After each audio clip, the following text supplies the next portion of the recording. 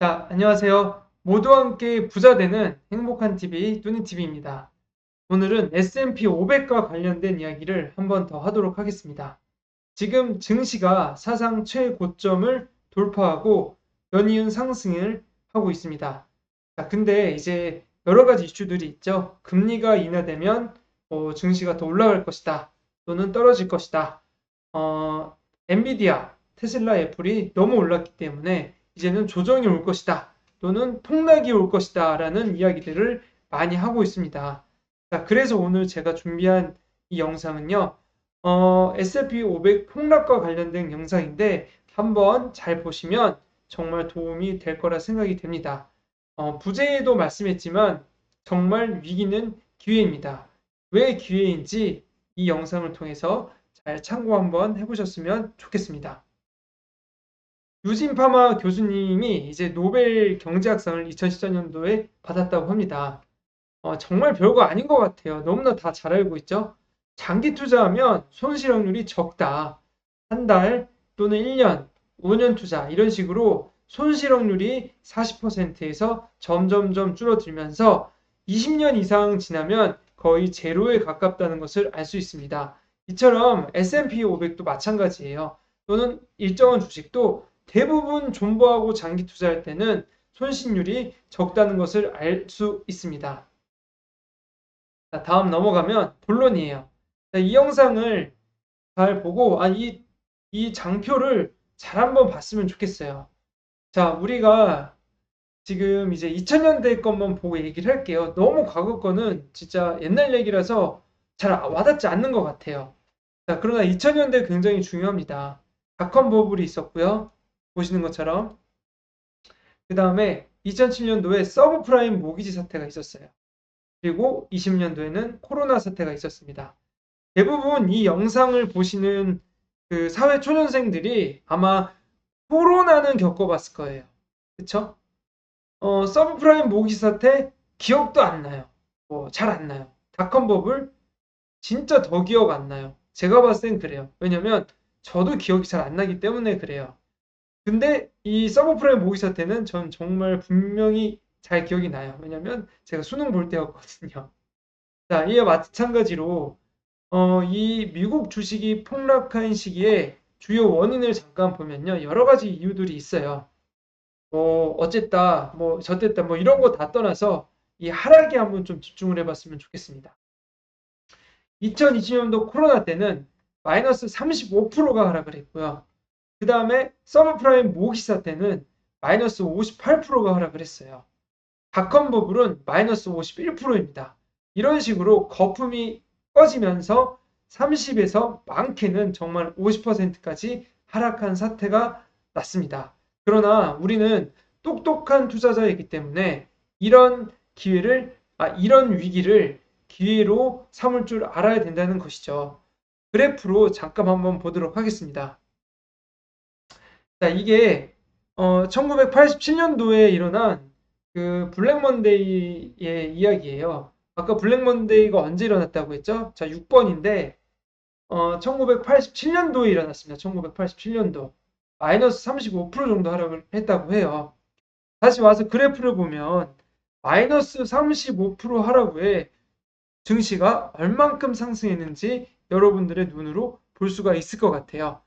자, 이때 정말 유명했죠. 제가 빨간색 네모로 쳐냈는데 하루에 22.6%가 하락을 했다고 합니다. 지금까지도 기록이 깨지지 않았다고 하는데 정말 엄청난 하락이었던 것 같아요. 반면에 이렇게 다시 한번 우상향하는 모습들을 볼 수가 있었습니다. 자, 두 번째 그래프를 보도록 하겠습니다. 자, 이거는 이제 2000년대 들어와서의 이야기인데 닷컴 버블에 51% 하락을 했고요. 서브프라이즘 모기지 사태 때도 마이너스 58% 정도 하락을 했어요. 그리고 코로나 사태도 마이너스 35% 하락을 했습니다. 코로나 불과 3년밖에 되지 않았던 것 같아요. 이때 정말 V자 반등을 하냐 아니면 밑으로 주워 내리냐 여론이 엄청 갈렸습니다.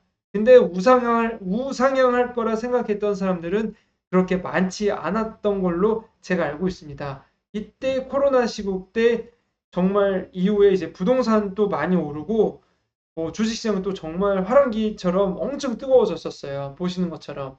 그래서 뭐 이렇게 아무튼 뭐 여러 가지 이유가 있죠. 무제한 양적 완화를 해서 달러를 막 찍어내서 주식이 오르고 부동산이 오르고 그만큼 화폐 가치가 낮아졌다는 의미인데 아무튼 이런 어려운 위기 때마다 미국이라는 나라는 정말 엄청난 파워를 발휘해서 뭐 파워라고 하는 게 뭐가 있겠습니까? 기축통화인 달러를 매우 막 계속 찍어냈겠죠. 그쵸?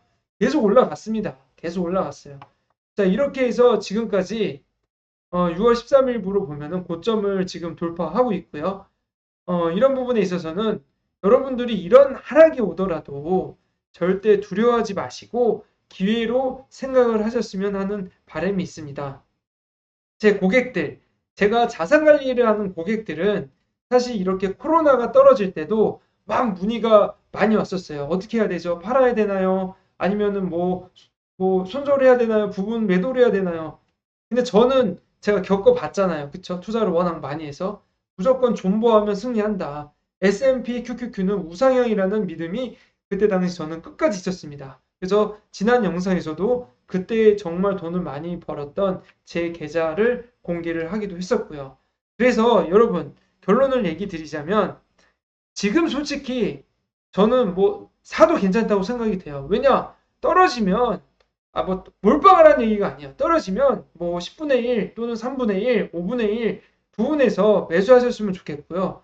이런 얘기 제일 많이 해요. 또 떨어지면 뭐 조정이 뭐 끝까지 와서 사면 어떨까요? 물론 좋죠. 저는 베스트라고 해요. 그러나 전문 투자자의 입장에서 봤을 때는 마켓 타이밍, 시장에 떨어지고 오르내리는 것을 보고 종합주가 지수, 이런 S&P 지수에 투자하는 것은 그렇게 바람직하지는 않은 것 같다는 생각이 들어요. 정말 전문가가 아닌 이상은 그냥 지금부터라도 조금씩 사놓으면 시간에 투자하는 어차피 상품이기 때문에 결론은 우상향할 수밖에 없다는 부분들 강력하게 제가 강조를 드립니다. 자, 그래서 이런 얘기가 나온 거예요. 다시 본질적으로 돌아가면 워렌 버핏이 S&P 500 나 죽으면 전 재산 다 투자해라. 그쵸? 제가 봐도 투자할 수밖에 없어요. 연평균 10% 이상씩 수익률을 냈고요. 10%는 미국 단기 국채 투자라고 이렇게 유언을 남겼습니다.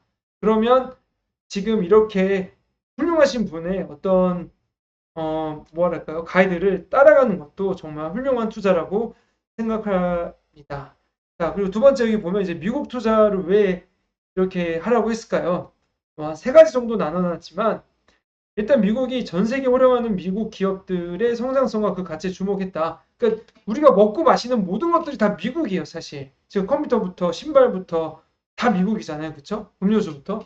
지금 제 뒤에도 코카콜라 한 10병 있는 것 같아요. 저 진짜 좋아해요, 코카콜라.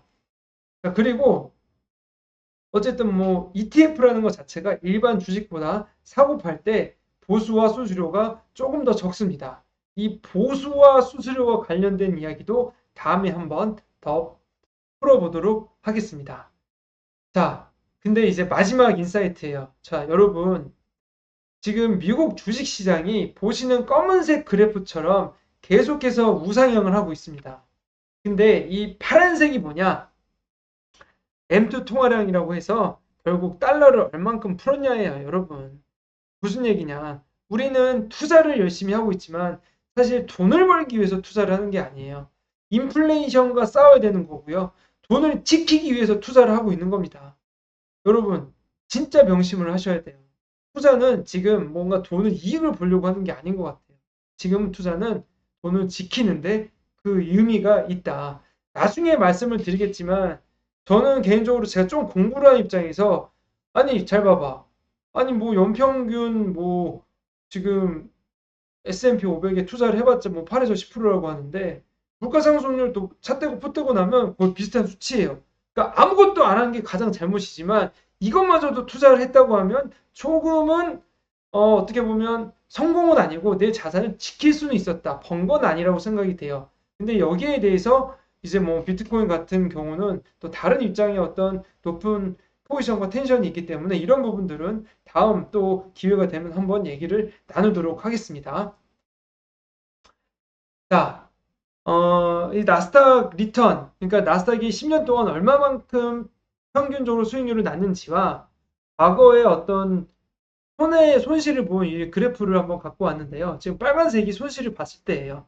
10년 정도의 어떤 그 수익률을 보면 18.56% 정도가 났다고 합니다. 그쵸? 굉장해요. 작년에는 무려 53.8%, 22년도에는 32%가 하락이 됐지만 작년도에는 정말 높은 수익률을 가져왔어요. 2023년도에 S&P 500이나 나스닥에 투자하신 분들은 정말 성공 투자하신 거라 생각이 됩니다. 근데 중요한 거는 2023년도에 증시가 오를 거라 생각하는 사람들이 그렇게 많지 않았어요. 왜냐? 다 되게 무섭고 비관적이었어요. 22년도에 마이너스 30%까지 떨어져 봐요. 진짜 공포심이 가득합니다. 여러분 혹시 제 영상을 이렇게 보고 있잖아요. 팔아야 되냐 사야 되냐 이런 나중에 한번 더 공포감이 올 때는 저한테 꼭 한번 카톡 한번 주셨으면 좋겠습니다. 왜냐? 제가 그나마 이런 부분에 있어서 멘탈이 강하고 여러분들한테 객관적으로 도움이 될 수 있을 거라 확신하기 때문입니다. 이 점 꼭 참고해 주셨으면 좋겠고요. 어쨌든 증시는 우상향합니다. 제가 S&P 500과 QQQ에 관련된 이야기 많이 드렸죠? S&P 500, QQQ. QQQ가 수익률이 더 높다. 그러나 떨어질 때 이 변동성만 잘 버티면 결국은 최후의 승자는 QQQ가 될 거라 저는 확실합니다. 한개도 그래 했고요. 그래서 이런 부분들 다시 한번 참고를 잘 해주셨으면 좋겠습니다. 자, 마치는 말입니다. 편하게 행복하게 장기 투자하려면요. 결국은 종합 미국에 투자를 해야 되는 거고요. SPY, QQQ 또는 VO에 꼭 한번 투자를 해보는 그런 계기가 되었으면 좋겠습니다. 오늘 준비한 내용은 여기까지입니다. S&P 500, QQQ, 미국 증시가 폭락이 오더라도 너무 걱정하지 마시고 오히려 쌀 때 줍줍하는 기회로 여겨서 좀 더 부자가 되는 그런 액션을 했으면 좋겠다는 생각이 듭니다. 함께 정말 부자 됐으면 좋겠어요. 제 영상이 마음에 들었다면 또는 도움이 됐으면 구독, 좋아요 꾹꾹 부탁드리겠습니다. 감사합니다. 화이팅! 성공투자!